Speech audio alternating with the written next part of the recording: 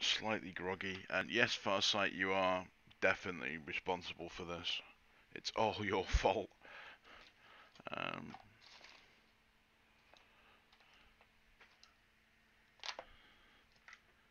I can't find my power cable. Oh well, let's hope the headset actually lasts this long. Oh, there we go. Yeah, this was asked for, requested, whatever. But I think 3 or 4 of you this morning. I'm not sure. So what I'm gonna do is do a 2K Charging battery. height map. A lot of people want to use the design field and stuff. I don't. I never use it.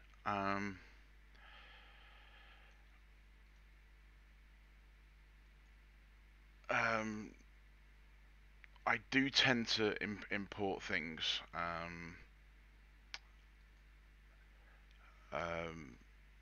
Like import ASCs from other sources, but I'm not going to do that.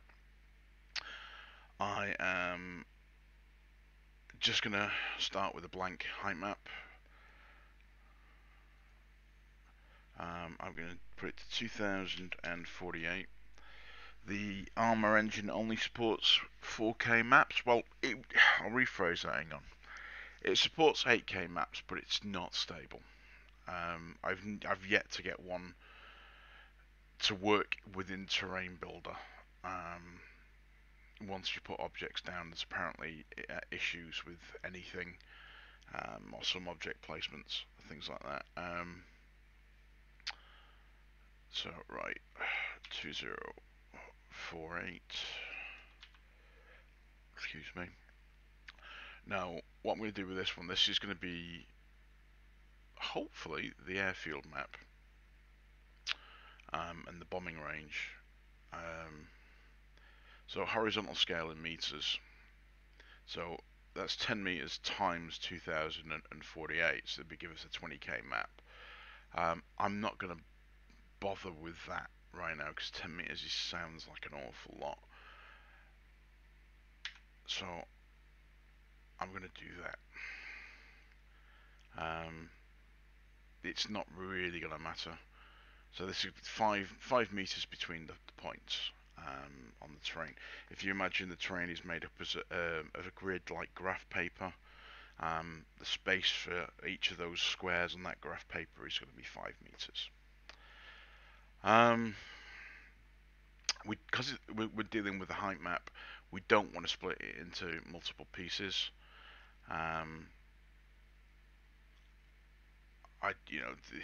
There's no point. Splitting the mosaic tile thing comes into play if you're dealing with large texture files, which we'll deal with when we come to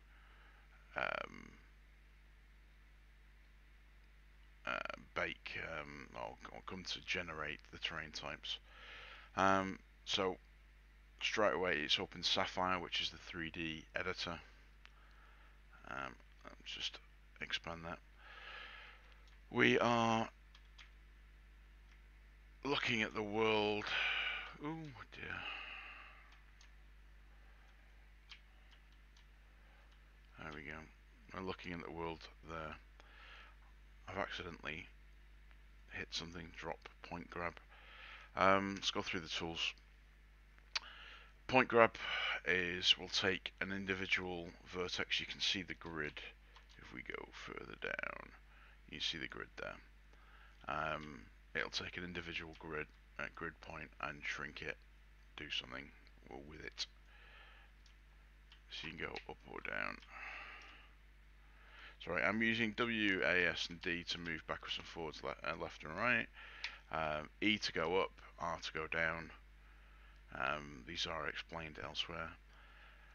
The raised brush is a gentle brush. You can run around with it, and it will bring up the verts that are underneath the brush. You can also change the size of the brush by using the scroll button on the mouse, and you can change the strength, so how quickly it grows.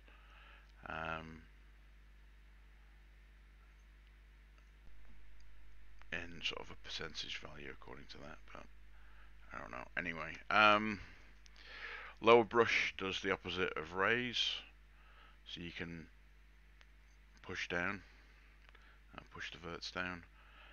I'm just gonna actually I can use that over there. Set 2 will set the brush at the terrain at a certain height, but it'll only ever be perfectly flat. Now if you go up into this corner here, you can see the coordinates and the altitude, and so this is the altitude of the camera, 150 meters up. The FPS, obviously of the 3D drawing mode. That's the number of triangles, because if you look down there, we're not dealing with squares, we're dealing with triangles. It's every game engine deals with triangles. I have no idea what the VAR is, to be honest. I think the VAR is the actual maximum view distance, but the bit that we're interested in is this cur, which is the current location of the cursor. So you can see it's X, Y, and Z. It's the Z bit that I'm interested in, which is this last third figure. This gives us the height. So if I do that, you can see we're going up to 62 meters. So I'm going to set this at 0. So you can see that when I'm moving the brush over it, it's just setting the height on the plane. It's almost like if I set this height to 10, you'll see it just generates the terrain like that. It can be almost used like an undo brush, an erase brush to get you back to default if you really need to, but you can create terraces and steps and things. Raise, again, same thing. You can raise the terrain, but here's the good bit about this. So let's go into the hole. So we're looking at minus 65. So if I go, let's say, minus 25, see what will happen is it will increase the terrain, or it'll raise anything that is below that terrain marker, but it will not affect anything else around it. So if it's below that line, it'll just bring the surface up. It's great for doing the bottom of lakes and things like that. Lower 2 is the opposite of raise 2.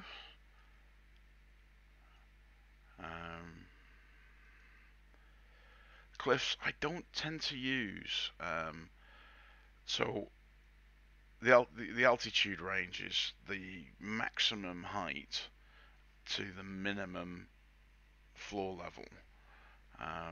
So if we do this, what it's doing is creating a cliff. It's pushing down whatever my height range that I specify is.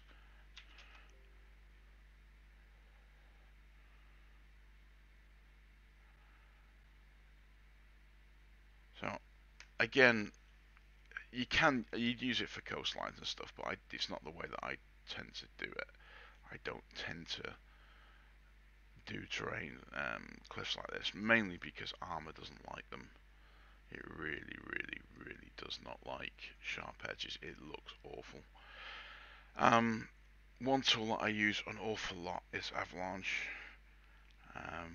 What it'll do is it takes the rubble, for lack of a better description, and rolls it down the hill so that it fills the hole that's below it, and it produces some nice flat plains. Now, if you do go and look in Afghan valleys, is a good example. They have very steep walls, but quite flat floors, and this is because landslides, terrain has filled the area, and it's earth, much like water, finds its own level over time anyway. So it's quite a useful tool, and you can get some really good effects out of it. Bulldozer, this just, if you left click on a point and go to right click, it just creates a plane. You can see this. Obviously the width is the pixel width of the brush. Edge slope, this is the slope on this side of the tool here. Edge width, and you can specify how thick the number of pixels are. And the vertical offset, to be honest, I've never actually messed with, but I'm assuming that is the maximum allowed. Oh, sorry, it's lifting the brush up, lifting the bulldozer up. So I guess you're better off just leaving that at 0. But you can have a play. Leveler, again, it's like bulldozer, but it's not quite as radical. It will always level the terrain. So you choose the height from your first click, and it will level to whenever you release the button. Level at, so again you can specify the height. Works exactly the same as leveler rather. And smooth, so this, you'll use this an awful lot. So this will smooth down your horrible nasty faces. And purl and noise, again, this is something that I do tend to use an awful lot. Oh, sorry, we're still on set 2. Purl and noise. So radius of the tool, strength in percentage, number of octaves. So this is the number of well, octaves, it implies sound, musical notes, but it relates to the amplitude. So you can see purl and noise is literally like random random movement of the vertices. So you can change the feature scale and you can change the persistence. Now I'm going to guess, I don't know what the intent on is this, but the persistence value, it doesn't allow anything more than 0.99 from the look of it. But it will keep growing. You can, if you leave the cursor in spot, it will keep growing the features. The persistence, I'm gonna guess. Actually, I don't want to guess on that. I don't know. But anyway, right. So when we create a new, rather than do any of this, I'm just going to close that. See, you can see we've got this tiny little space down here. When you create a new map, so we've got a new project. Save no. Do we really need to go through these? I'm not sure, but the way that I choose to do it, how about that? That's probably better.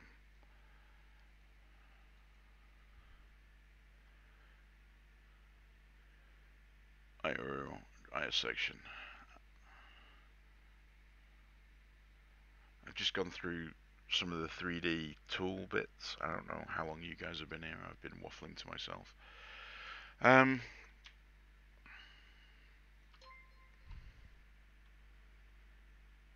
IO Stainless. Thank you for the follow. Right. So when you come in first time, if you look in the top right corner where my cursors are, we're all set at 0. The default plane is 0 meters. I use a number of tools to generate terrains and things. I have a tool that I bought years ago called Leveler. It's Daylon Leveler. it's a little bit better for drawing certain things. I mean, there are plenty of options to do things. So what I'm going to do is I am, yeah. Sorry, I'm thinking about things in my own mind about how best to show you how to do something.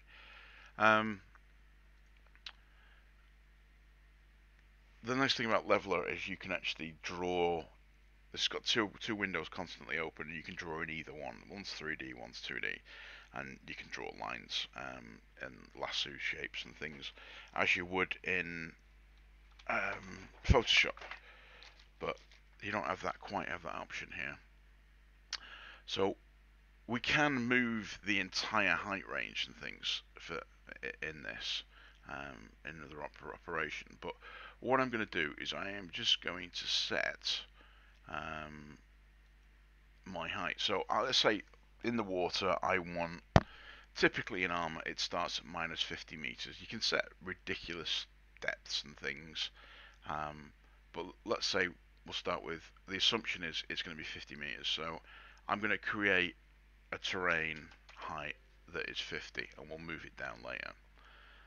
So this will be essentially our first little island. I'm using my pen. I use a Wacom pen for this. It just feels a little bit less mechanical or organic. So quickly just close that. You can see when this comes up. So this is our first bit of terrain. So you see the scale down the bottom, 2 kilometers. So that's going to be roughly, what, 500 meters wide.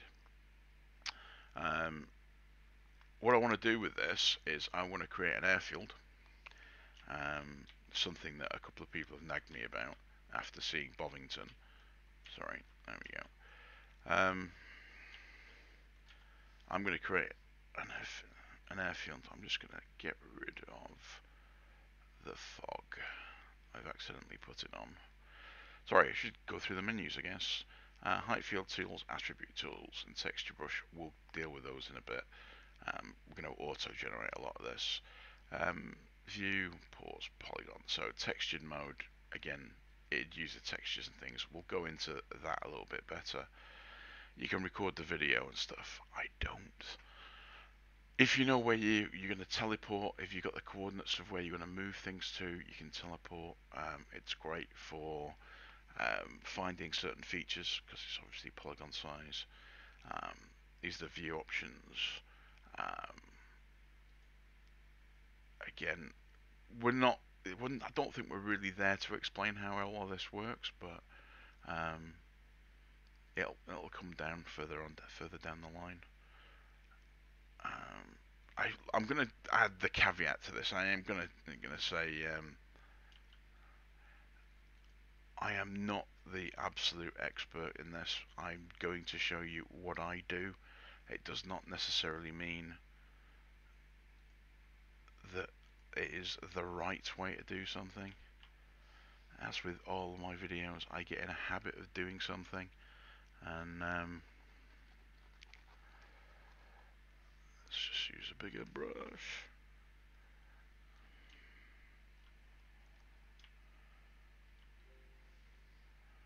You will get errors. It will pop up. It doesn't necessarily mean that the world is ending.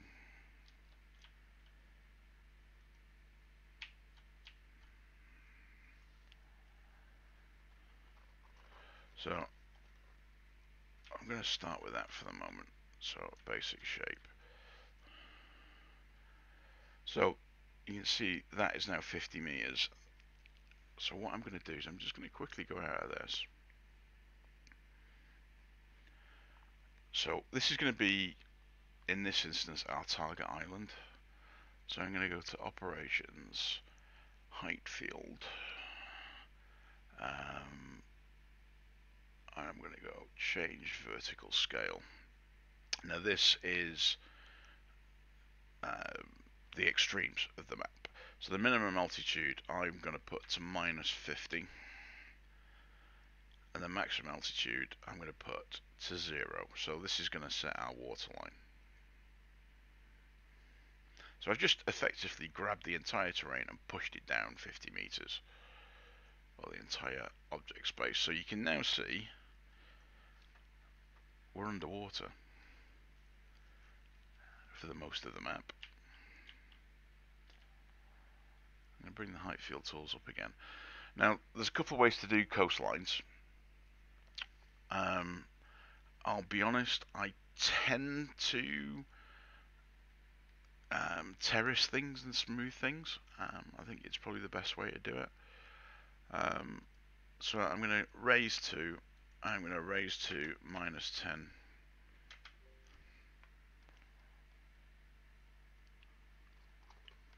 It's one of the things when I actually started looking at doing islands and things is looking around coastlines for depths.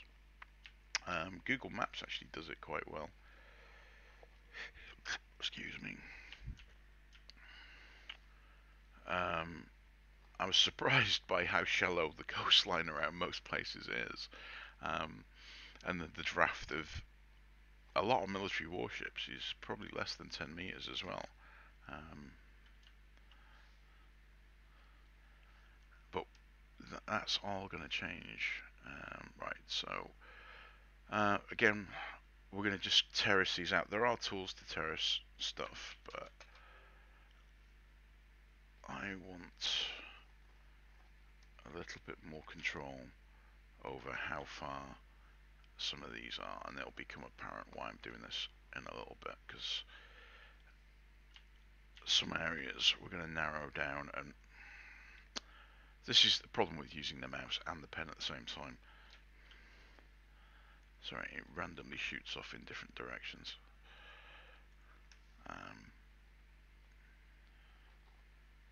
Wakey, there we go. A little bit too high for the pen to effectively work. Sorry.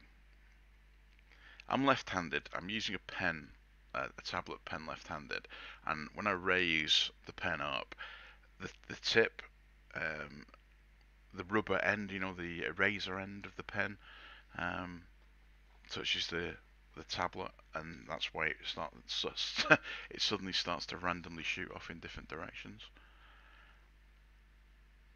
So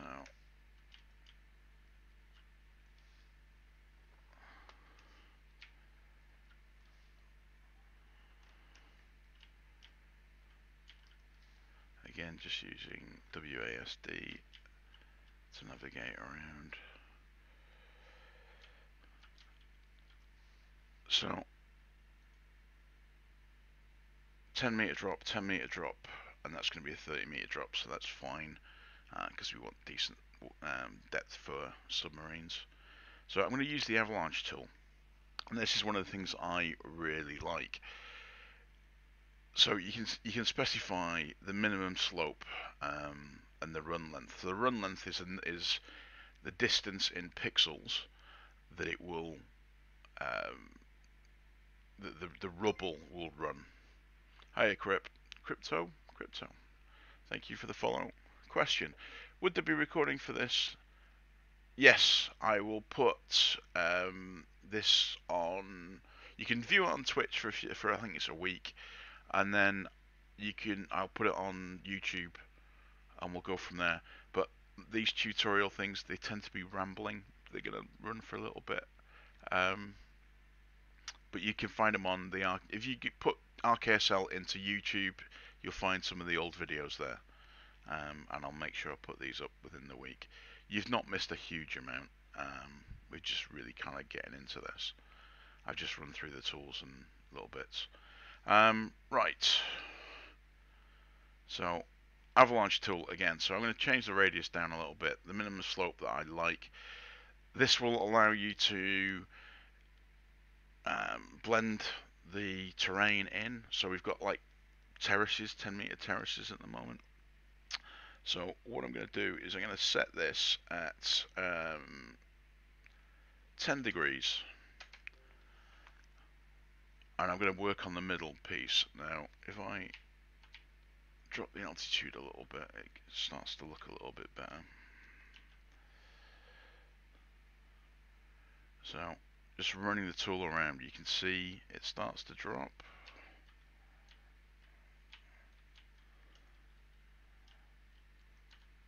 I tend to do the God's eye view, but what it's going to do is it will only ever smooth down to 10 degrees now, so we can show the runoff, and it allows you to control how much or how far that shelf erodes. And if you go and look on Google Earth now, you can download Google Earth Pro for free. If you go and look at some of the coastlines around islands, you'll see it is like shelves. There's obviously the continental shelf, but there's actually shelves around a lot of the islands. So I'm just going to run around our main piece, our mid-terrace. And if you change the size of the brush, obviously you'll get a slightly different effect, but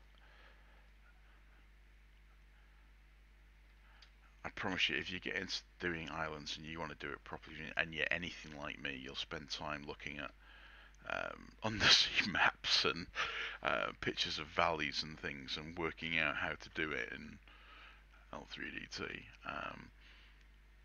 I'll be honest, I didn't use any of this with Bovington, which is, I guess, the one that island that people are most interested in at the moment, because I got really lucky and I found some fantastic digital terrain maps on the UK Gov website, and well, I got them from somewhere else originally, but I actually discovered, or the guy that I got them off, which is a friend of mine at the MOD, says, "Oh well, all these are available on the DEFRA website." So I'll in the edit or something, I'll put a link to the DEFRA dems if anyone's interested in them.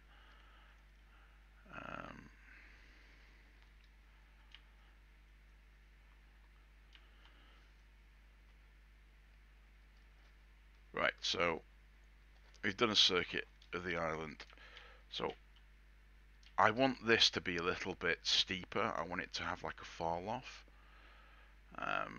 because this environment, Bovington's for testing my vehicles. This will be for testing my planes and my boats and my ships and my subs. So I want the subs to be able to go places and do things. So I'm going to change that angle to be 22.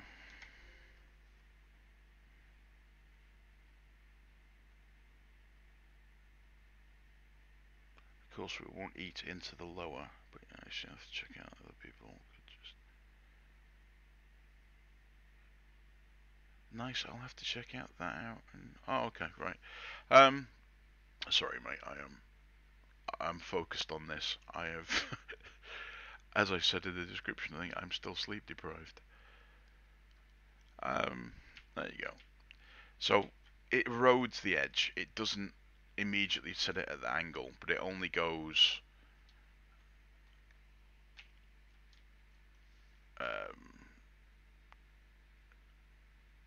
the erosion only starts sort of at the edge and for the thickness of the brush, and if it reaches that angle, it just stops eroding. But you can see we get nice little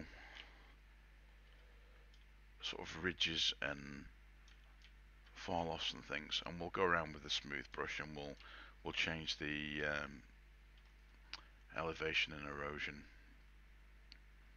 later.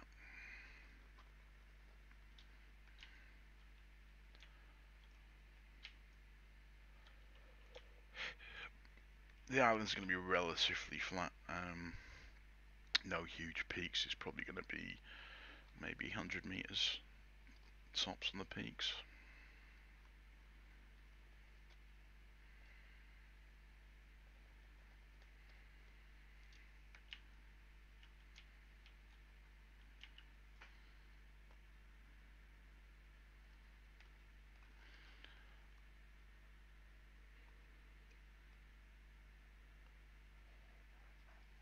I gotta say, I said this to Farsight, I really enjoy doing this. It's a little bit like meditation. Um, we were talking about this, I don't know, a week ago or something like that, and me and Farsight, and it's just super chill. Uh, I will spend an awful lot of time just drawing terrains and things. I've made some, I'm going to say, a good 20 or 30 4K maps for one of the game groups I play with, um, that have just come out of. Well, I've made the height maps, I should say. I didn't make the maps. I made the height maps for things that people have then modified, just because I like to doodle. Um,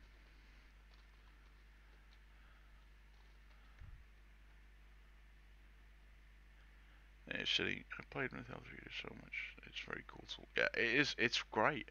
And at the time, I don't know actually how much I paid for it when because it was the commercial thing. Which I should say, if you go and register on the website, and you can request a license, the Pro version, which is this is version 18 something or other. It's free. He's not charging anymore. But I think I paid like $35 or something for it.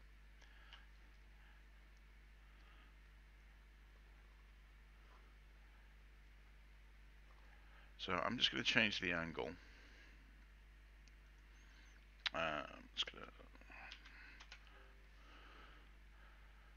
I'm just going to reduce that down and work on the edge.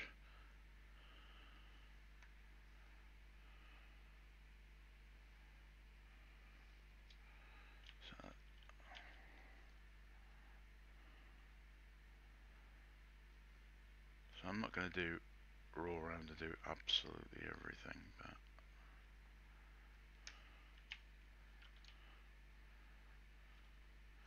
and you aren't really going to see much of this anyway.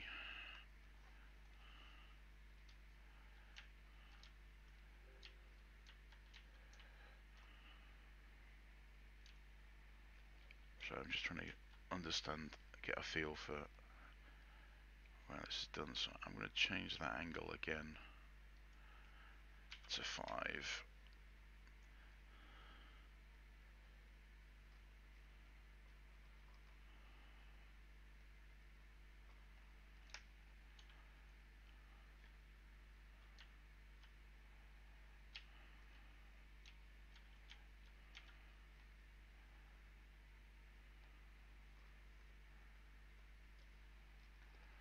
If I sound a bit vague, I'm sorry. It's just that I went to get some sleep. I've been up all night, but I went to get some sleep, and my neighbour decided that he was going to start um, repairing his balcony. So he spent 2.5 hours um, smacking bricks out of his balcony. We got some frost damaged bricks, and right outside my bedroom window. And when I came downstairs and thought, sod it, and I'll just sleep on the sofa, he then starts doing his patio. So I've had about 2 hours sleep.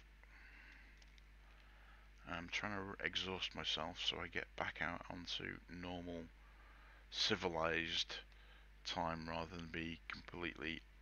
I think I was 10 hours offset from everybody else.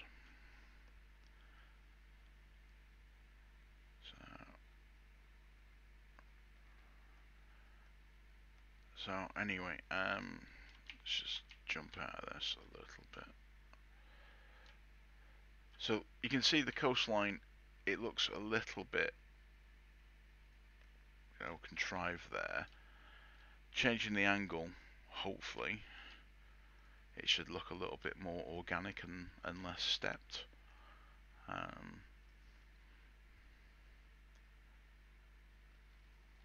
So nature is kind of random, but there is order in nature at times, which is a contradictory statement, I know, but nature's sometimes incredibly logical. Right, so a little bit of terrain there. So I'm just going to go and do the beaches. Now, armor has this really weird thing is, in L3DT, if you create the height plane at 0, armor has a tide system, which is kind of funky to mess with. I've made a couple of maps where at certain times of day you can't navigate up the rivers.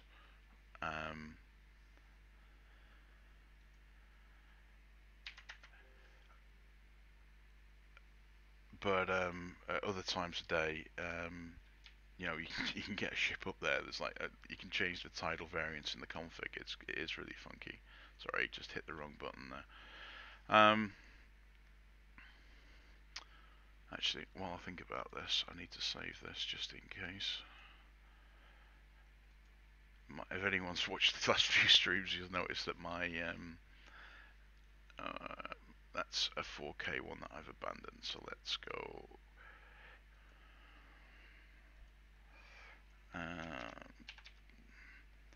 Bomb range. I recommend finding a decent folder, keeping a decent folder structure, because this will generate a load of other files and things. Bomb range 2K. So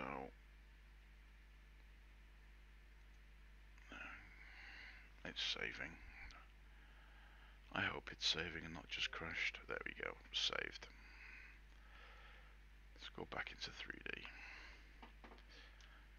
So this is actually going to be the bomb island. You know, this is what you will bomb. There'll be a mock base on it. There'll be ground targets. I've worked out a system for practice bombs that leave. There we go. That leave white markers, white ground markers.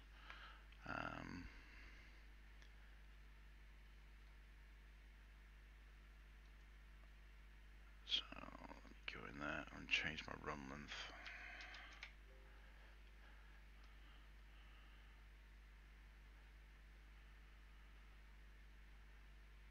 So I'm going to go around. I'm creating bays basically.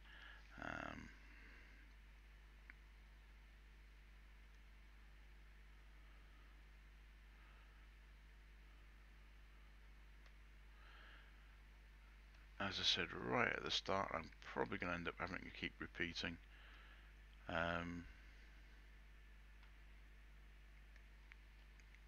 This is the way I choose to do things. I'm not saying it is the best way.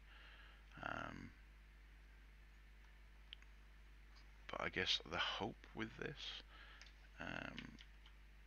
is that you'll try for yourself, you'll experiment and try and find something that works for you. To be honest, I think it's probably the best you can expect out of any tutorial. I was taught to do things when I was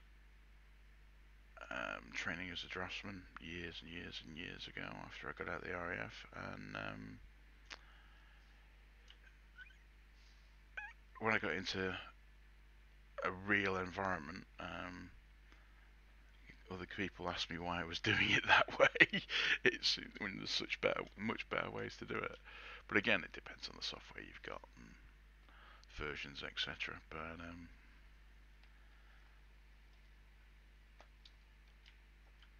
I think tutorials are great, but a lot of the tutorials they introduce you how things should go perfectly, but they don't tell you what to do when things break. I'm going to increase that angle again because I want to make this a shallow bay.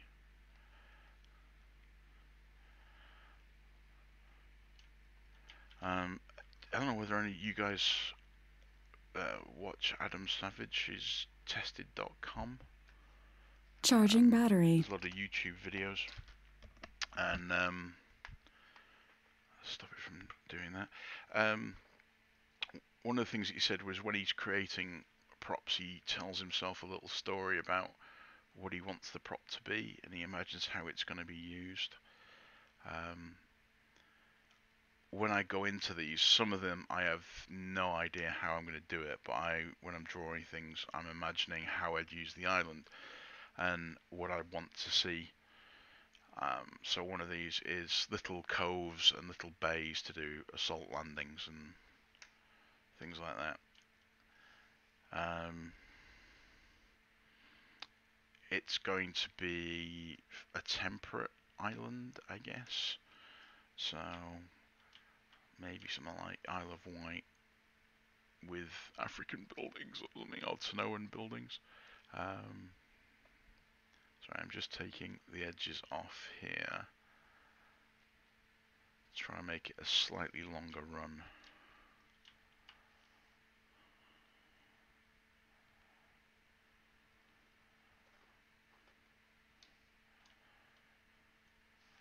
But anyway, so going back to the Adam Savage thing, I don't particularly like some of the pretentious arty sort of proposals or propositions or whatever that some people come up with. But right, so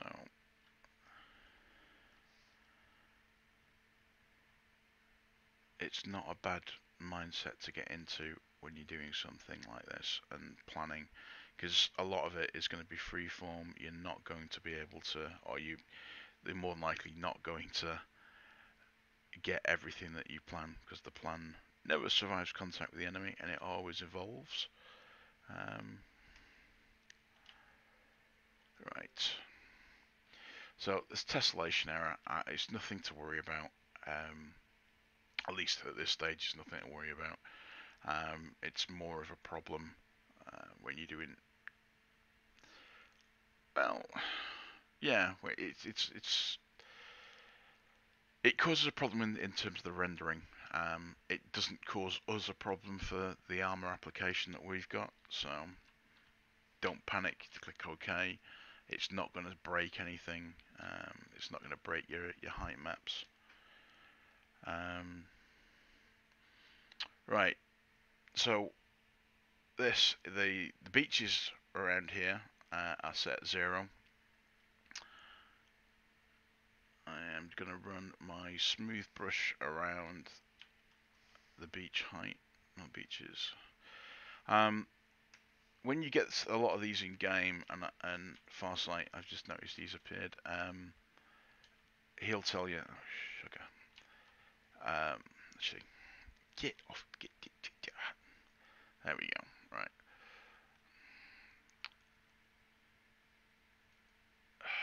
Damn it. I'm trying to get a better angle and failing miserably. There we go. So get it to walk. So we're now moving around as though we are on the ground. So you can see sharp edges. Farsight will tell you, because the map that he's been doing is, we've been talking about how to smooth some of these down and how things look. When you're looking at the terrains for like armor purposes, the ground texture is split into a satellite map and a satellite mask, and the mask decides which texture is applied where. But the problem is, in the 3D sense, it's never it doesn't follow the terrain. The texture doesn't follow the terrain. It's like a piece of paper draped, or a sheet draped over the height map. So it stretches in the vertical. It doesn't actually follow the terrain. So it's not like UV mapping a model. It's just you're overlaying a texture. So you've got to be very careful about how it looks. Sorry, it's going really.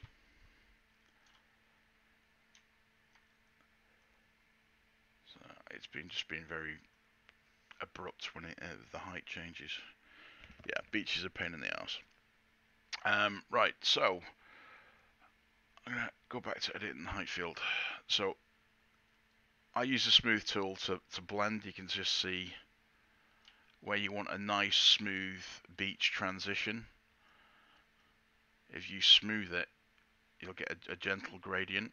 But again, this presents problems in Armour with the way that the water works. The smoother the transition, the longer the water effects get. If you've ever seen custom like user-made maps, if the water isn't deep enough, you get odd like breaker effects, water breaking effects, and it starts to flash and becomes a little bit glaring. The way to fix it is to make the make the water a little bit deeper. I don't know what the cutoff for that is, so I'm just going to use the raise to brush. I'm going to raise to, let's say, 8 meters, because it's an island. It's not going to be a huge amount above terrain level. Each of these pixels is 5 meters, so each of these squares in this application is going to be 5 meters, because it's a 2048 by 2048 map. The meter size, or the pitch size I've chosen, is 5 meters. So there's 15 meters from that square. That's 10 meters. That's 15. That's 20. So we're going at the beach. You're going to lose some of that in smoothing as well, but I want narrow beaches in some areas, which that's going to be a bit of a problem, but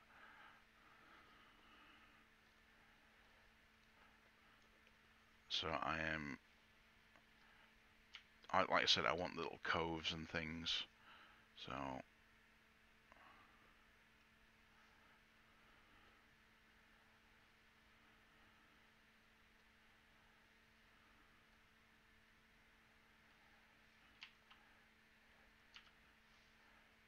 it is a little bit laborious.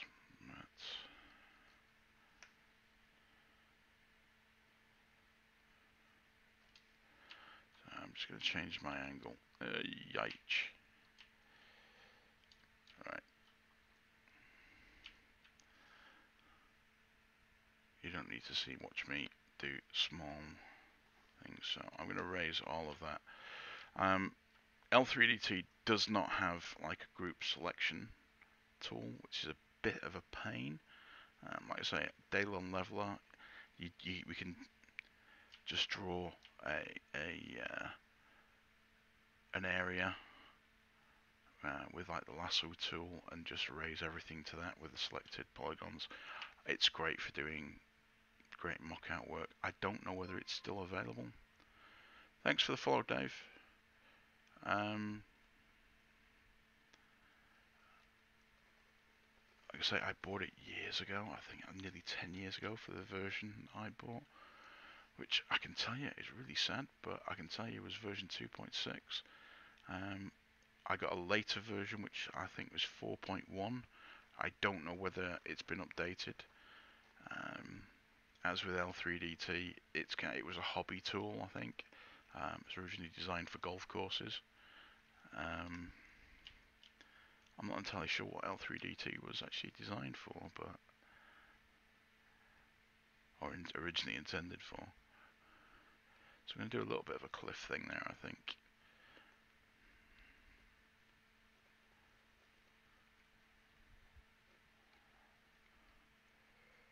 So yeah, we'll cliff that out there. I think this looks more like a cliff to me, so let's raise that to 12 meters.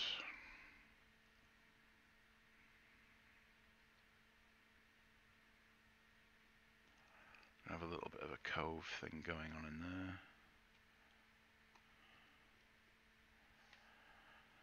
Same thing here.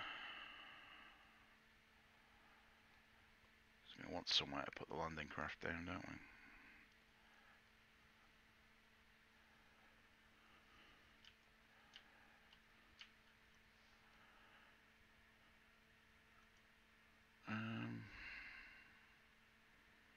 use the raise. Actually, let's use a bit of purling noise, because I don't want this. This is literally going to be like a small rocky island that's just going to be full of targets. So the purling noise, it literally just makes the surface random, and we're going to use Avalanche and Raise 2 to fix or to smooth some of this out. So the longer that you hold the brush in place, the more the features are. It looks bloody awful right now, but trust me, when you bring Avalanche in, it will fix a lot of this. And the other thing is, it'll look slightly more organic, but I'm going to use the Raise tool as well. Bloody mouse and pen thing. Going to use the Raise tool like this, or Raise brush rather. And we're going to just increase some of the terrain height in a really random way, really. I'm starting to feel like this is a Bob Ross or a... Yeah, let's go with Bob Ross. It's less of an issue. I keep wanting to do the Rolf Harris. Can you tell what it is yet? Which is not politically correct anymore.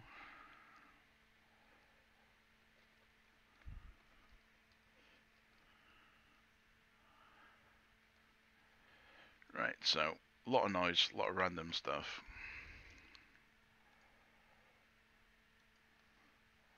So we talked about the limits of the tool. I'm going to set it at 15 degrees again. I don't want it to run particularly far because this is length in pixels. So 30 times 5 meters. We don't want that. So it's only going to run for 25 meters now. So what it's doing is, if we come down to it's leaving us with a nice undulating terrain. And it's filling the deep spots of... It's because we don't want little... This is like unusable in armor. But it's leaving us with... maybe sand dunes? I don't know.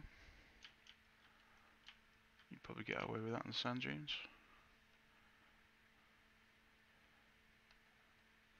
Again, just do the coastline.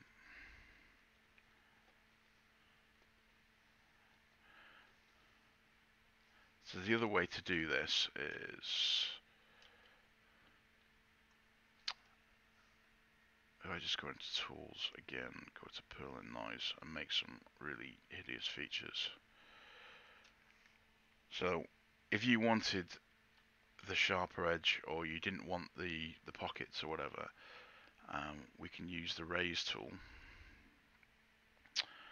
and we can set that. Yeah, I think 12 meters is right. Look at that. So we can do this. So we just raised the tool, the terrain under it. There's method to this madness. So I'm gonna build up some of the terrain underneath. Like I say, this island is going to be mostly flat, and I don't want to go too mad with it. So I'm just using smooth. Cove, if you remember coves, I want the coves.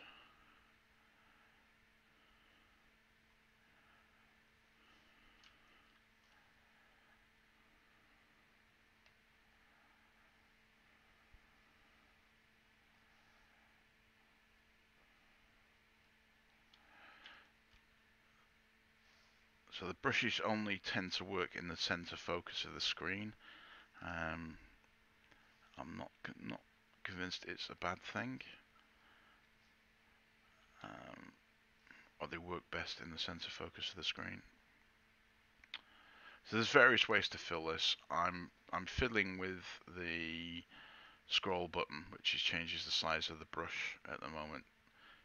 just for slightly randomness.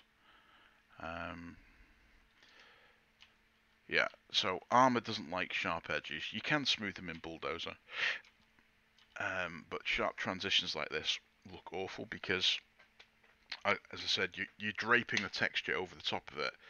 So any radical height change where that pixel or that polygon is being stretched is going to look awful in game. So by smoothing it, you can see that height change where we previously had what was effectively 1 pixel. If we're going to go from 1 pixel per meter, it's going to be 1 pixel for 5 meters, or whatever we set the satellite texture at. We've now gone from 1 to 3 polygons. So that height change will be split, instead of over 5 meters in this particular instance, it'll be split over 15. So it'll look a little bit smoother, it'll look a little bit better.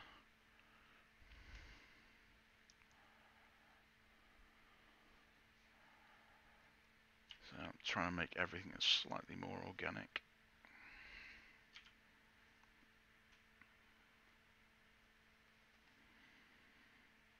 I don't know whether you guys can hear the fans on my GPU in the background. I do apologise, but it's a bit warm in here.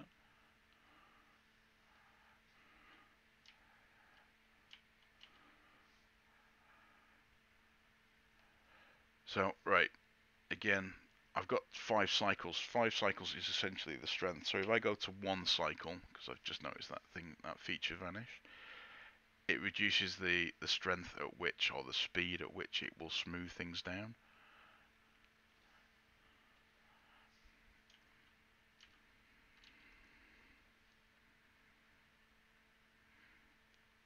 So anyway, going back to the tides thing as well that I briefly mentioned and I didn't explain properly.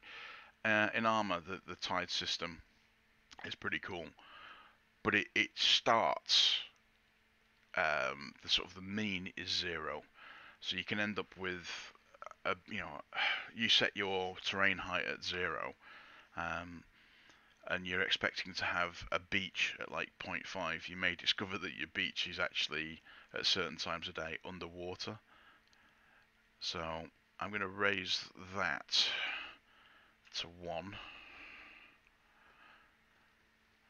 And you may discover that your beach as well, when you think you're drawing it in L3DT, may not match what happens in Bulldozer. So be prepared that you may have to smooth a few things. When I've done stuff in the past, I've come backwards and forwards between Bulldozer a few times, L3DT and Bulldozer a few times, which I think Farsight's now discovering as well.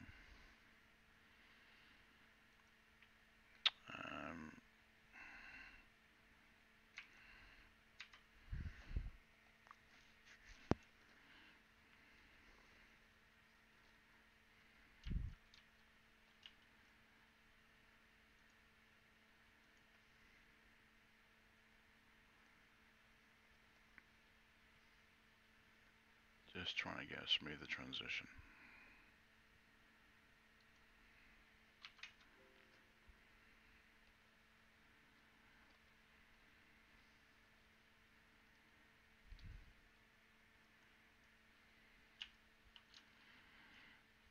Damn it.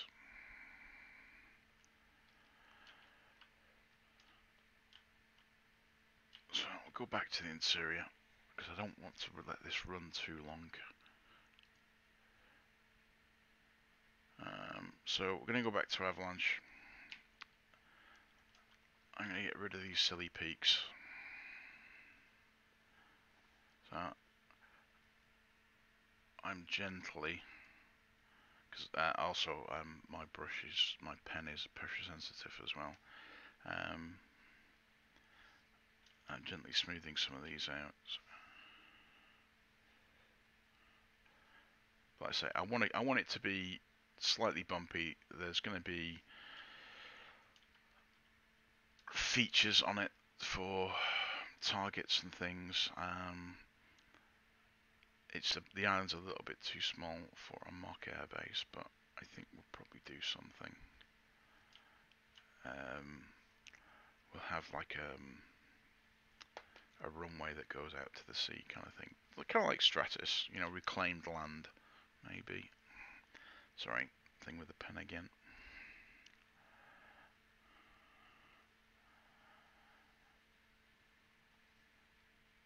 Again, just kind of building a narrative that kind of fits what I'm doing.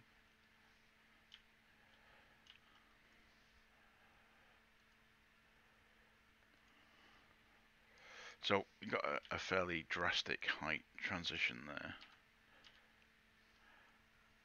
So if I have the smooth, so again, low number of cycles, you can see that I'm going from this really sharp transition here, and by smoothing it, I'm letting the texture, or the texture will transition nicely. You won't get stretched, horrible looking texture tiles. I'm trying to take the sharp edges off.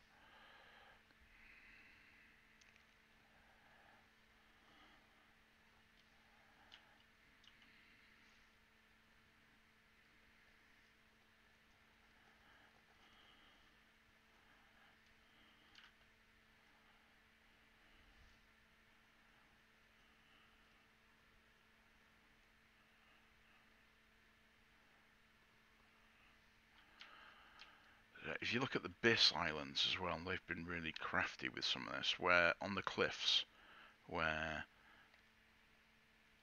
you'd expect it to be quite steep, they've smoothed it and then stuck large rock objects on it. Again, there's some issues with that, being that the model limit size, or the practical model limit size in Arma is 50 meters. So, but you can, in Terrain Builder, you can scale it up, but that may have problems with roadways, geometry, clipping, things like that. So you're gonna have to consider some of that as well. Either that or make some custom objects. I did some cliffs for somebody. They weren't particularly brilliant, but they were designed to snap together in Terrain Builder. And it was like, I think we did 10 separate pieces, and it was tedious. It was horrible. I don't like doing things like that, but sorry, I'm just, get out. Yeah, I think we might build a runway up there, kind of like Stratus.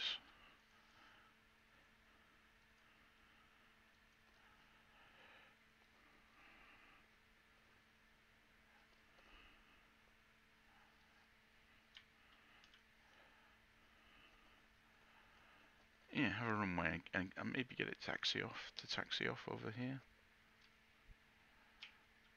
You know, like just have the runway there, and then taxi off and the airfield be there. Maybe, I don't know.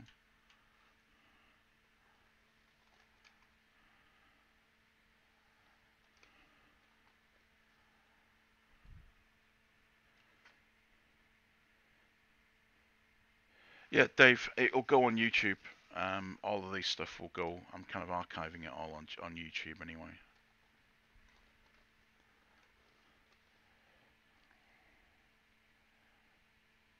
Like I say, if you go on YouTube now and put in RKSL in the search, it should bring my channel up. It's got like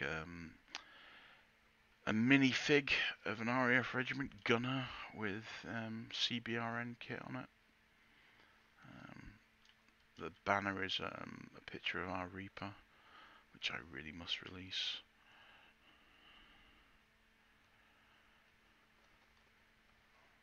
I guess well, actually, I'm not talking about that stuff, I don't know. The limiting factor really is more the weapons right now.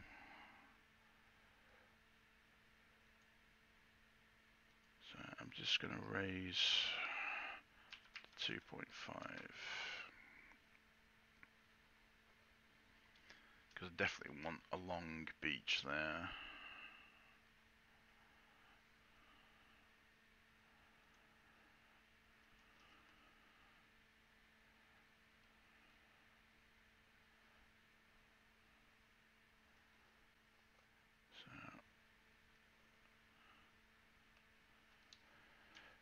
Years ago, one of my favourite places on earth is Cape Verde, just off the west of Africa. It's this island chain south of the Canaries, and they have this, I think it's 11-kilometre long white beach. Years ago, when I was younger, thinner, and weighed less than a small moon, I used to go kite surfing, and they had this fantastic beach there. I managed my goal for the holiday was to surf the entire length of the beach, and I tried for 2 weeks, didn't get it, and I managed to get it like 3 hours before we were due to the airport. My missus at the time nearly killed me because I turned up to the airport still wearing swimming trunks and flip-flops with my kite bag on my back. She'd been doing a nut, expecting to leave me in Cape Verde in Boa Vista. Which, if you're into mountain biking, Boa Vista's a great place. Any sort of extreme outdoor stuff, it's fantastic. But they have these hotels, all-inclusive hotels, where you can literally just abandon your partner and get, she can get pampered, or he can get pampered, and you can go off and do whatever you like. I'm not a mountain bike person. I never have been. But I like my kite surfing, I like jet skis, powerboats. I do actually have a powerboat license, or I did. I don't know how long I think I've probably got to renew it. It's probably been about 8 years since I got it.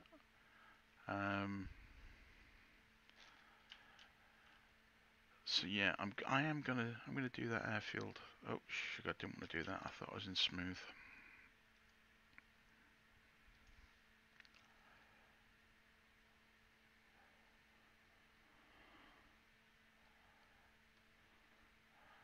But if you want to, it used to be really cheap to go to Cape Verde. It's now quite expensive. But if you want a really good Christmas break or something, it can cost you. And it used to be quite popular with Germans. Not that I have anything against Germans, but I'm going to lower to, I'm going to go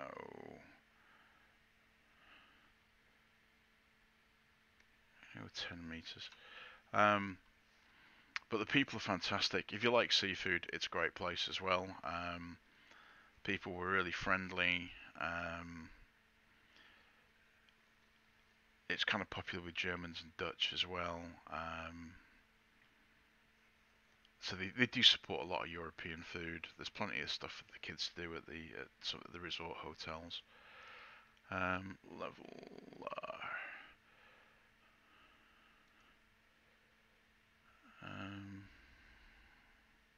Level that, there we go, 10 meters. So 5 times 10 is 50. We don't want that. So I'm going to change my brush size down to 8, which gives me 40 meters, which is the ICAO length or width rather, of most runways.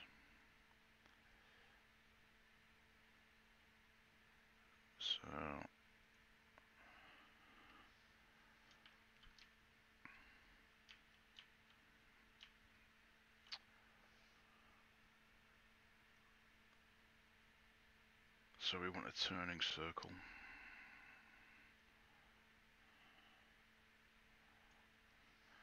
Gee, how long have I done that for?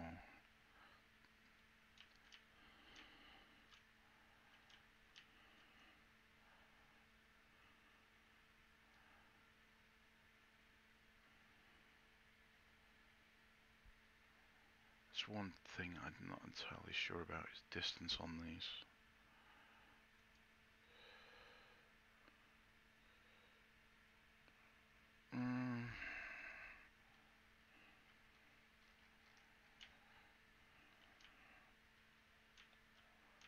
That was really lovely and straight there, wasn't it? We'll get that in the edit. Level that.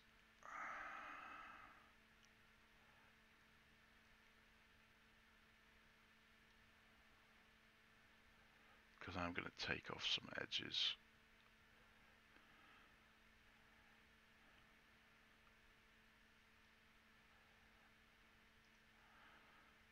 With the smooth, it's going to take a few things.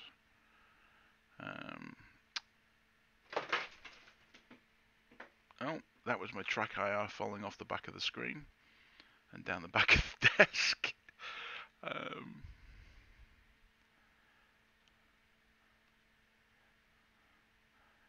One of the maps I actually really want to do is Diego Garcia, because they have this fantastic little island thing with lots of little coves.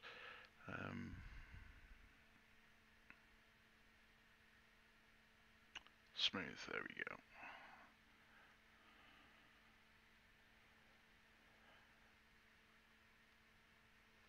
So I think I'm going to have to build up around that just to stop the texture stretching that I mentioned. And I have a horrible suspicion that I'm going to end up putting concrete bollards and stuff around this as well when it goes in game.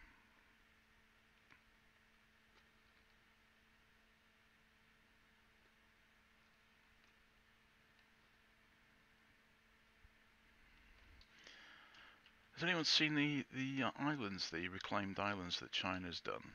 They've dredged up sand from the sea floor in the middle of the South China Sea and built air bases and stuff on them so they can claim territory around them.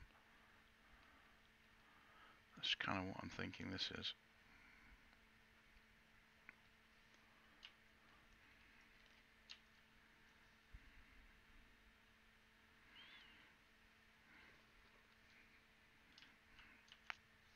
So one thing that I definitely suffer from is the loss of scale. I think it's probably true when you're dealing with this. You've got no scale representation.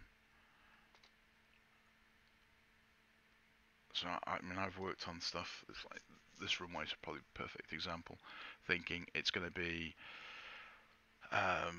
you know, X size. It's in the right proportions, and then you suddenly discover that it's really not. It's going to raise to -3.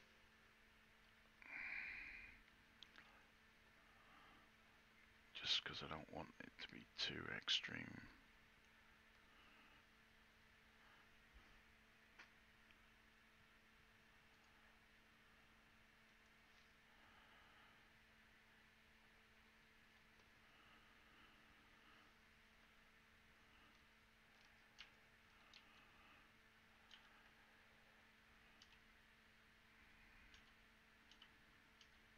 See, yeah, I think that'll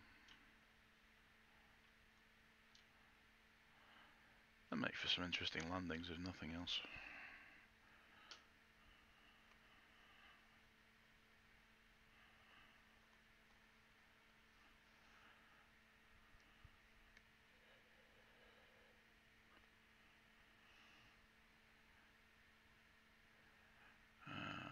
Yeah, raised to, what was height we are? We're on 10, aren't we? So I just want to do a little bit of a turning circle.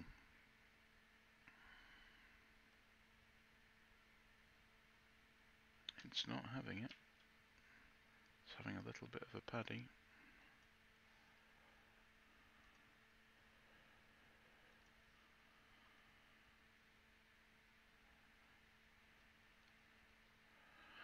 Right, when I've done this and I've just added a few more little bits to the thing, I will cover the generation of the terrain and explain a few things about, or at least what you've got to think about when you are prepping to go into armor.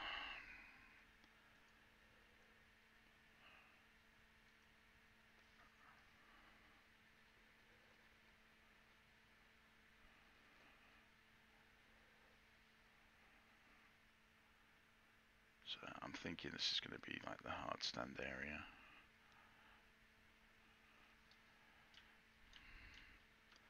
A couple of hangers, things like that.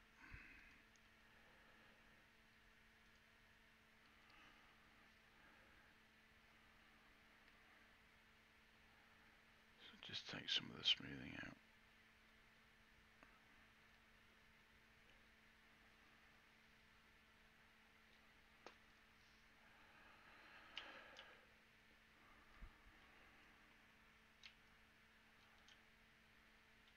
Nothing glaring at me.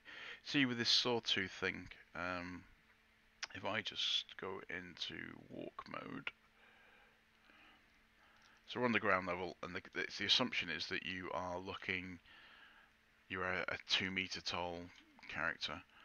So when you see the sawtooth shading, you can see that is going to look gash in game.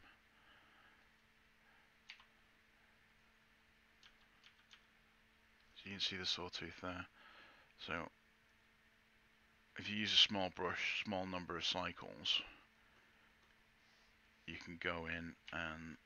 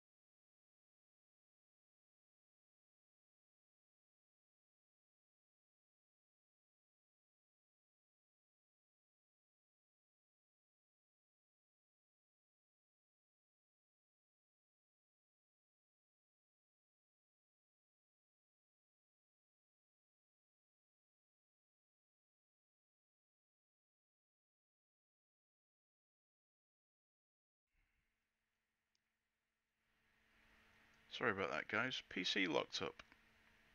It was wonderful. So underscores the importance of saving. So if I go back to open bomb rage 2K,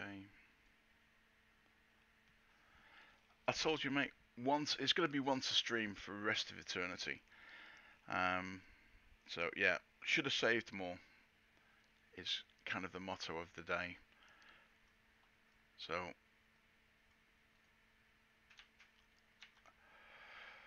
what I'm going to do, just because you don't want to watch me recreate all of this again, I'm just going to add some purling noise into this.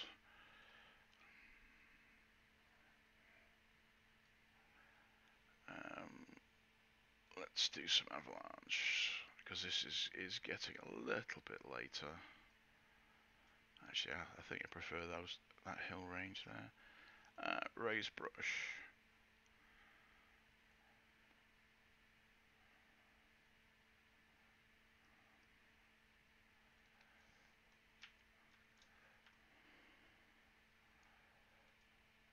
So again, Avalanche.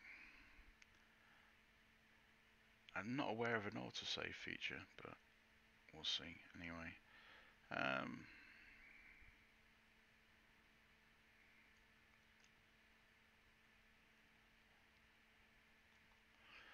Right. So while I go and cry in a corner in a moment, we're going to use this as an example of the generation stuff.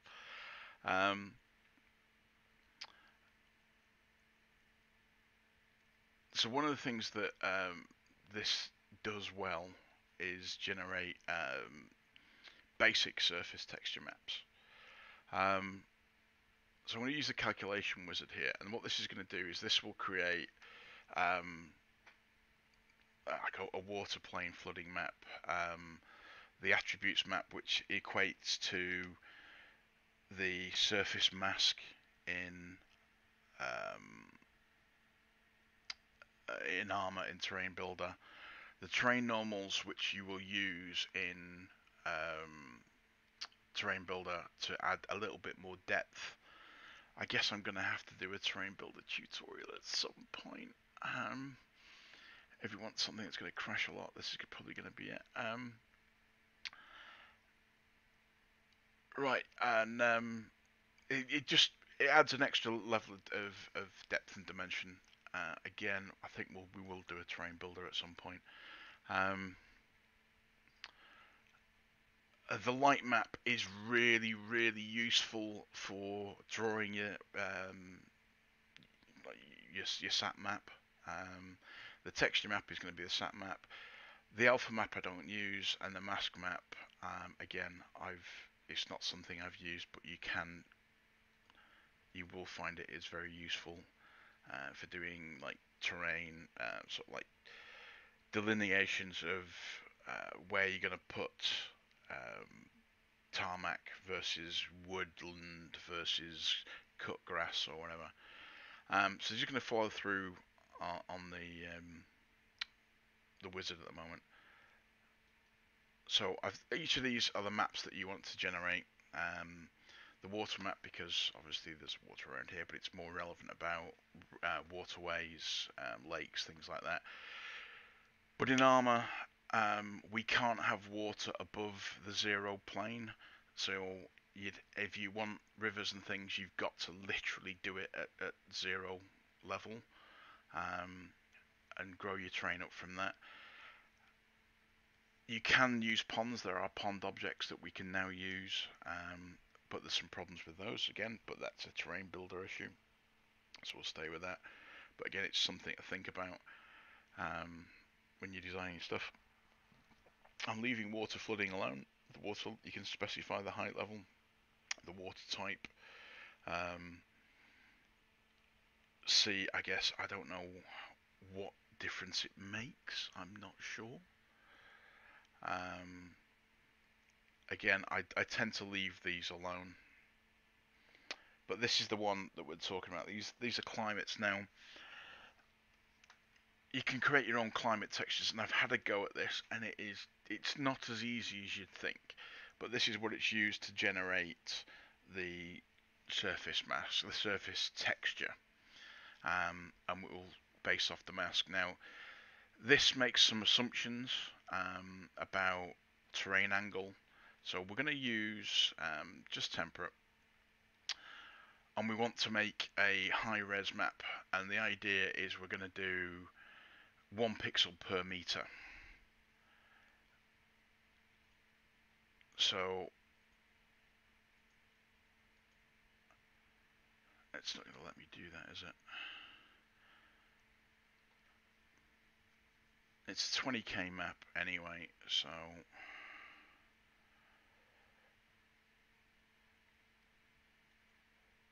we'll do it at that for the moment. Excuse me a moment. That didn't help either, did it? Because I'd just seen the mic hit the top. I'm really sorry if I've just blown your ears out. So we're going to create a 16 by 16k map or texture.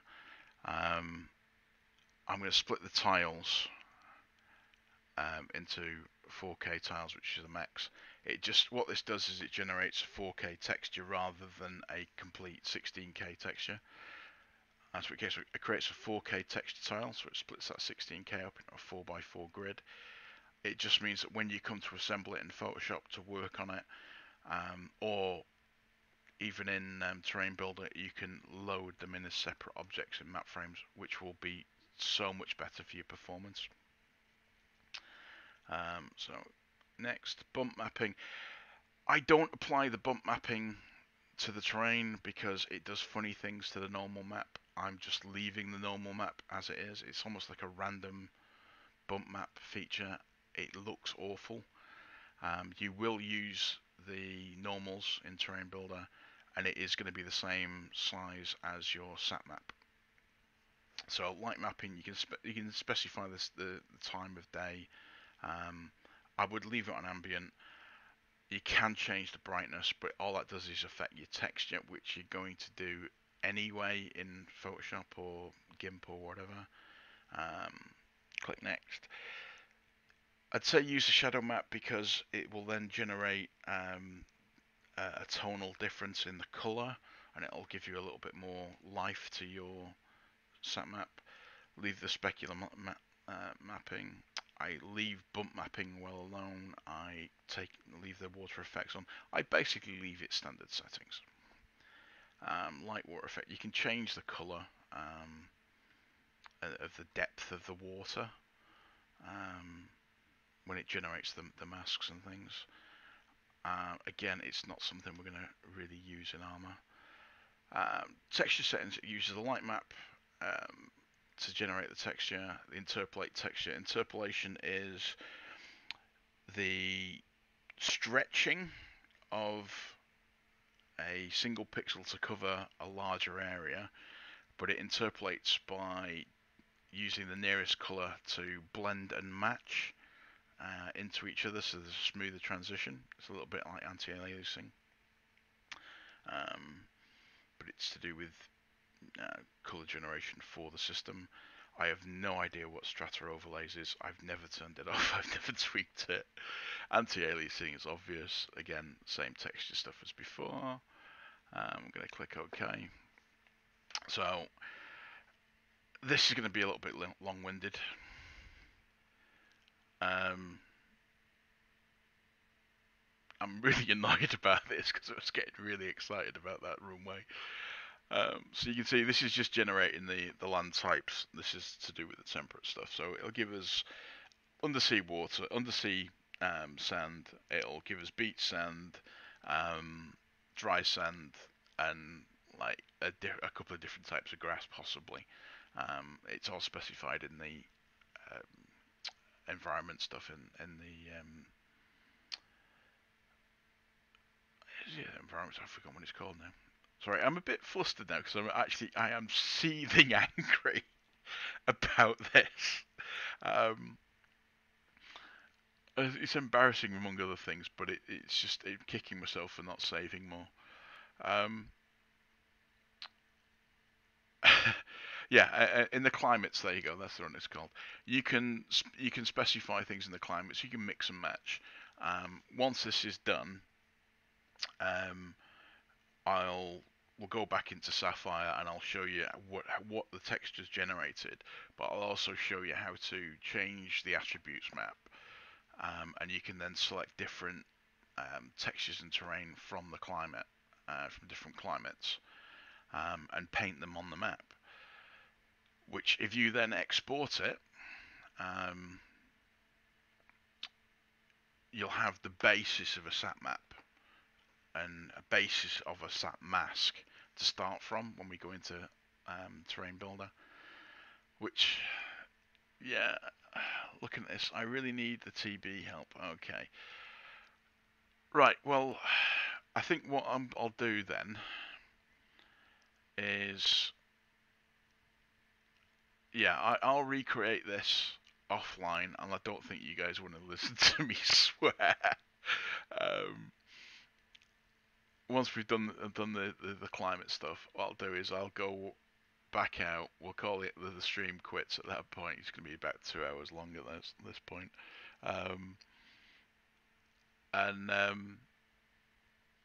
I'll do the stuff offline, and then we'll do a terrain builder tutorial further down the line. But it's not straightforward. If you go onto the PMC tactical website by Snakeman, they have a great collection of the tutes there. They got some of the best of the community tutes out there. Some of the bits are outdated, some take a little bit of interpretation, but again, it's the best resource we've got. And they've taken a lot of effort to put it together, so really hats off to Snake. It's not a straightforward. It should be a straightforward process with the terrain builder, but it's not. There is an awful lot of backwards and forwards. You can get stuff in terrain builder. It's not the friendliest thing. You will end up re-importing both textures and your height map, and assuming everything goes fine and it doesn't corrupt and it doesn't crash, and you remember to save it. it's it is laborious. There's a lot of hurry up and wait with it. There's a lot of texture generation and regeneration, and some things that just don't make sense. And then when you get into things like clutter, which there are some subtle links. I was going to say tenuous, but there can be some subtle links between the ground texture and the clutter. Debugging that is a bit of a pain in the bum, but there are some tools out there. Some people in the community have made some fantastic tools that save your life, or at least save my remaining hair, and it helps with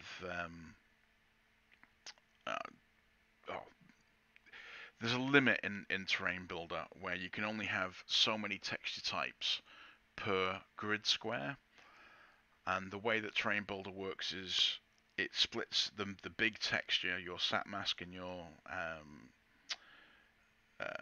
sat image into individual squares, usually 512 or 1024 pixels, but it overlays the edges of them,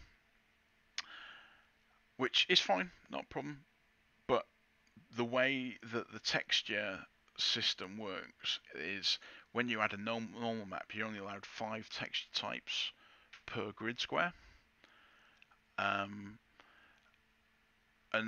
where it overlaps, those 5 texture types, they have to match, they have to align. You can have different textures. You can have 5 textures in one grid, 5 textures in another, but they have to, where they overlap, they have to have the same textures, the same texture values. I'm not explaining this very well. You can't have, they have to have some common value in the overlap. And when you're looking at overlapping on all 4 sides, and especially on some of the smaller maps that I've done where the overlap's been quite large, it's been a bit of a difficult problem. Bovington was a problem child in that regard, but there's a tool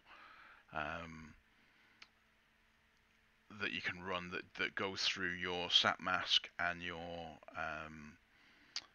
config, and it highlights problem areas, and it will put a grid square around it. I've spent a lot of time fiddling with Terrain Builder, trying to work out why things were broken, and I found this tool, and everything became less of a mystery. Let's just see. I'm sorry, I'm just going off screen somewhere. See if I've actually got the image up.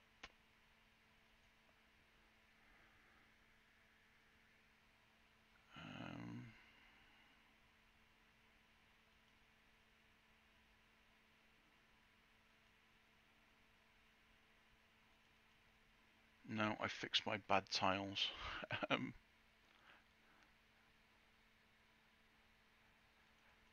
So if I just bring this up while this is baking. Processing, whatever. It's going to be about 5-6 minutes per slide, so it's doing the light map. Right, so this is one of the Bovington sat masks. So each color is a different terrain texture type. So if I just where are we going? View grid, just to show grid. There we go. Just to try and illustrate a point. If I grab this, actually, there we go, it's 128, so there we go, that's 512.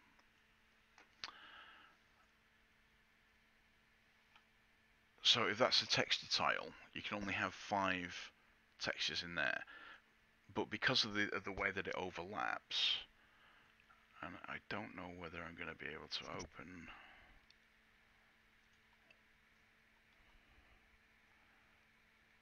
again, I'm perhaps showing you things that I really shouldn't be showing you.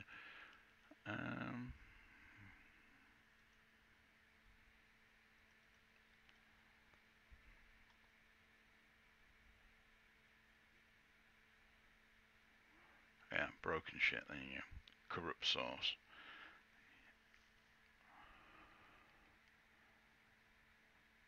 I'm trying to think where I put the PSDs for this now. Oh, there we go, hang on. That was back there, wasn't it? Details.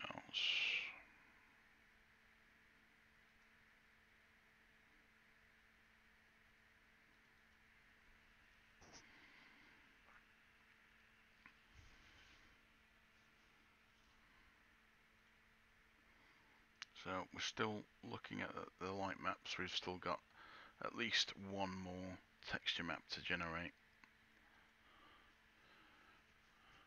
And I'm using resources. Right, so let me bring my layers thing. So each of those is one of the texture grids, I think. So go back to the mask. And I don't know whether it's got the overlays on.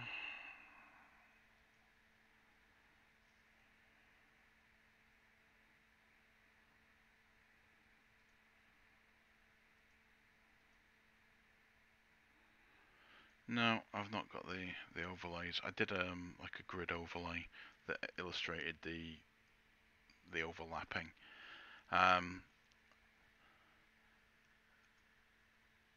But what I've had to do is go through each of these grids and make sure that within that grid there is only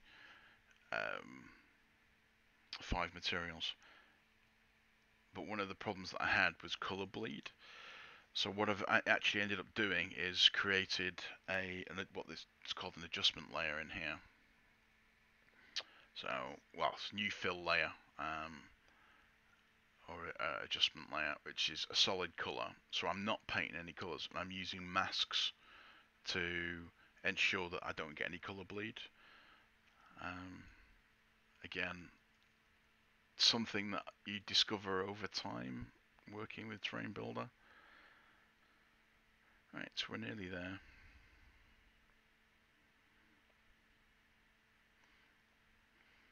Again, say asking for the Terrain Builder topic is, I'll do it.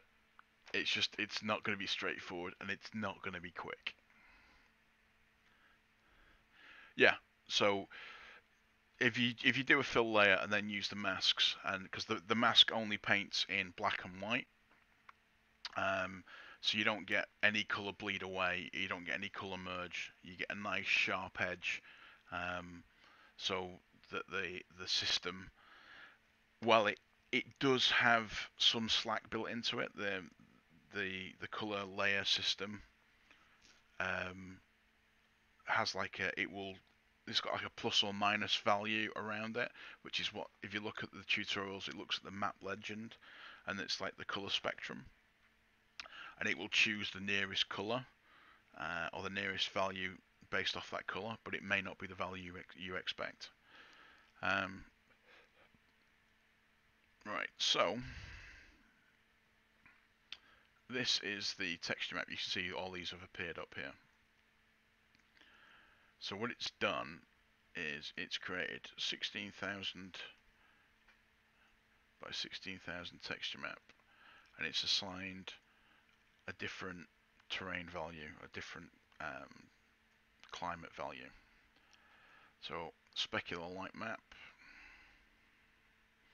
Again, these spec maps and all the light maps actually will, because it does the shading, it shows you all the shading, it will help you when you come to draw things on your sat map, because it kind of, and your satellite map, because you won't get to see all the same sort of features because of the way that it's rendered.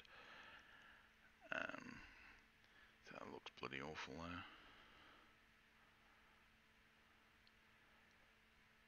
One day I'll do one of these where I am not absolutely exhausted, and I'll start to make some sense, and I'll do some prep for it rather than do it all completely off the cuff. So I'd like to do all these as tutorials, I guess, but that would require planning, and I'm not capable of planning right now.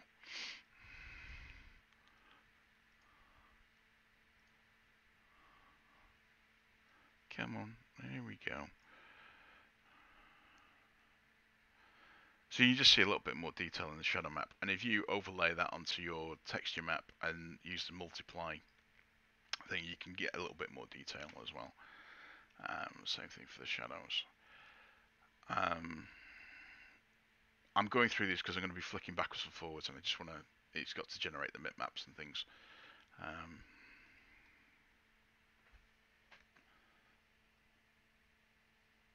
I've got something on my monitor there, or I don't know whether I've damaged something.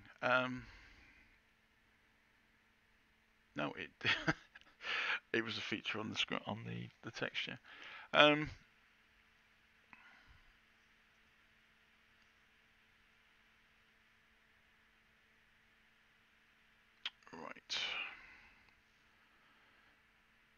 Sorry, you just have to bear with me on this one. There's no quick way to do this. This would be an edit out of the thing.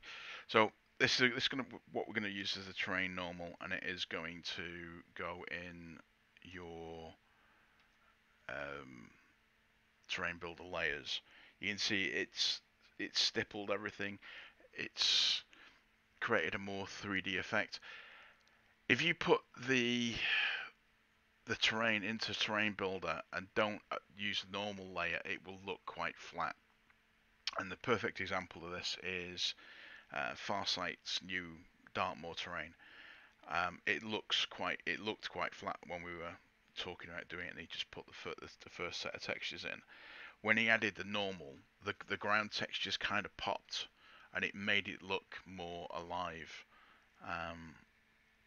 The Armour 2 system used to have 6 textures per tile, but no normal. And you go back to Armour 2 style maps, all the Armour 3 maps, especially the official ones, feel they've got a little bit more depth when you're looking at them, and that's because of this normal map. So attributes map is the same as the SAT mask in Terrain Builder. It defines the colour in the mask, defines which texture is going to be assigned. Come on. So again, bear with me while I zoom in for this. Come on. For God's sake. Right, there we go. So green is going to be for the grass. Obviously the pale yellow is going to be sand. Looking at this, there's going to be rock, and there's going to be a different type of sand possibly. But if I zoom right in, you see all these are square pixels, and they're a known given value. Salinity map we can ignore, we don't use it. Don't really use the water map either, but it's useful for if you're going to draw beaches and stuff on, you can use it as a mask. And the height field. So what I'm going to do is I'm just going to save that.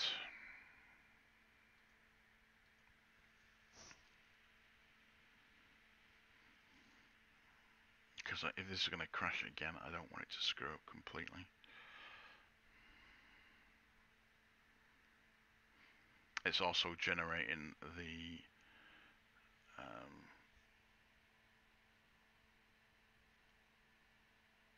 sorry, let me just find the projects folder again. So the process of doing this is these are the project file. That's the main file, but it's generated all these folders. So that's the attributes map. That's the light map. So it's the map for everything. So texture. We can zoom into that. So you can see this is how it split the map up. So if we go into Sapphire now, you can see we've got the terrain, textures.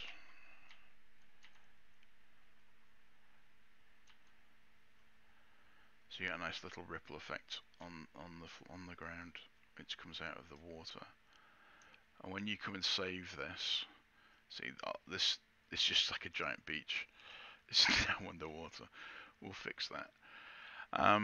When we come to export the map, we can export it and do it for Terrain Builder and prep it for Terrain Builder. But what I'm going to do is I'm going to leave this here at the moment.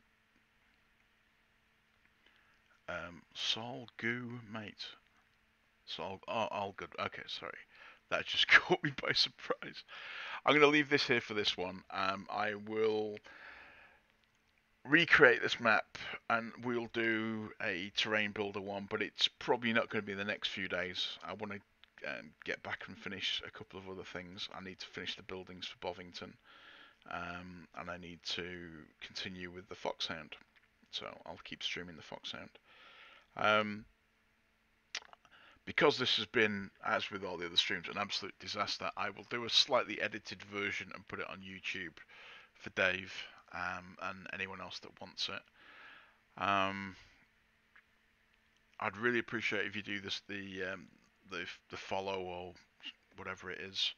I need to get over 50 followers to get to affiliate stuff, which opens up more doors and windows for options on Twitch. So like, subscribe, all the other stuff. I don't know. I hope this has been useful. I hope it's at least interesting. Can't imagine that anyone really wants to listen to me waffle and go, oh bugger, all the time. But if there's anything that you want, let me know. You can hit me on any of the social media stuff, and I will try my best to either help you or explain. I am a great believer in give a man a fish principle. I'd rather show somebody how to do it themselves than do it for them. Although when it's frustrating, it can just be easier to sometimes do that. Right, yeah, I'm going to stop waffling. I am going to go and get a drink. I'm going to use the facilities. I hope you've enjoyed this section. Like I say, thank you for chipping in. I hope all of this pans out properly in the end for you. I'll try my best to do some proper tutorials. I need to fix my computer so it doesn't crash midstream as well, would be really good. There's something I've forgotten to do. R&R, that's a nice thing, yeah. There's something I was actually gonna show you, but I think it's just gone out of the head. Oh, that was it, exports and terrain and climates, wasn't it? When you do exports, I recommend, if you right click, export the layer, I recommend using BMP every time. JPEG will compress. PNG does work, but I don't know, bitmap seems to work better than anything else. DDS isn't supported by any of the Armor tools. Some of the TGA stuff is, but Terrain Builder seems to prefer bitmap. You can resize for export. I wouldn't recommend doing that with the attributes map because obviously it'll blur textures, it'll blur attributes, and you end up drawing it again. But like I say, we'll deal with that for the terrain builder stuff. Just very, very, very, very, very quickly. So up here, if we go on Edit Attributes, excuse me, so typical warning. So I'm going to click OK, and it's just creating the RGB value map, which is we've already done, but it's reading the one that we've already created. It's checking to make sure that what we've already generated is matching what we've done in Sapphire, because there's like a temp link thing between them. It creates a temp file in Sapphire. It's like a separate application, so it's trying to sync them between them, I believe. At least that's my understanding. I could be wrong. Every caveat every time I say this. I've just used this a fair bit. I'm not going to claim to be an expert.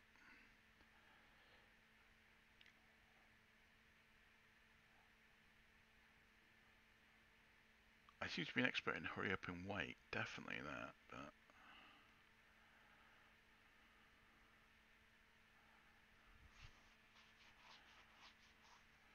right. So again, just briefly, I need to log it. You can see this is our attributes map. So you can see where we've got the sand, and you can see where we've got the grass. And you can see rocks and stuff there. So these are the climates. So I'm just going to reduce the brush size down so it doesn't dominate everything. So you can choose which climate it uses. Now, it will auto-calculate based on the terrain angle, the surface angle. So you can see that it's swapping the brush, or swapping the attributes brush, based on the terrain surface. So there's a spray can option and there's a solid option. I personally don't like using this. I'd rather do it in Photoshop, but it's swings and roundabouts. So you can choose different climates. You can specify the type of terrain that you want.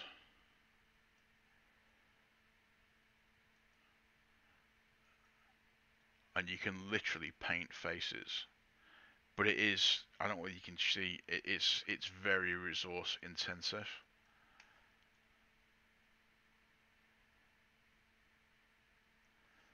So if I go back, I kill that. If I go back to edit height field, I'd have to regenerate the textures,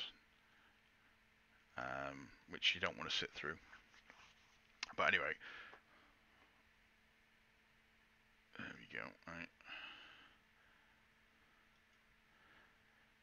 It's doing that because the brush is still active. I just had to click and save it, but you can literally paint the textures in here and it will create a series of maps for you. This will generate like an attributes map and a texture map, but you can see that it's quite blurred. The resolution is not brilliant. So if I close this now and go back down to the attributes map, you can see it's done that's the texture, sorry. If I go to attributes, it's updated the attributes map with a different texture color. Right, I am going to call it there because I need a drink. I've been talking for 2 hours or something. Again, hopefully useful. I'll do what I'll do what I said I was going to do. I will rebuild this map, finish the surface map and stuff, and I will then do a terrain builder intro. So I'm going to call it. Thanks very much, guys. Thanks for sticking around and listening. Thanks for the follows. And I'll talk to you another night.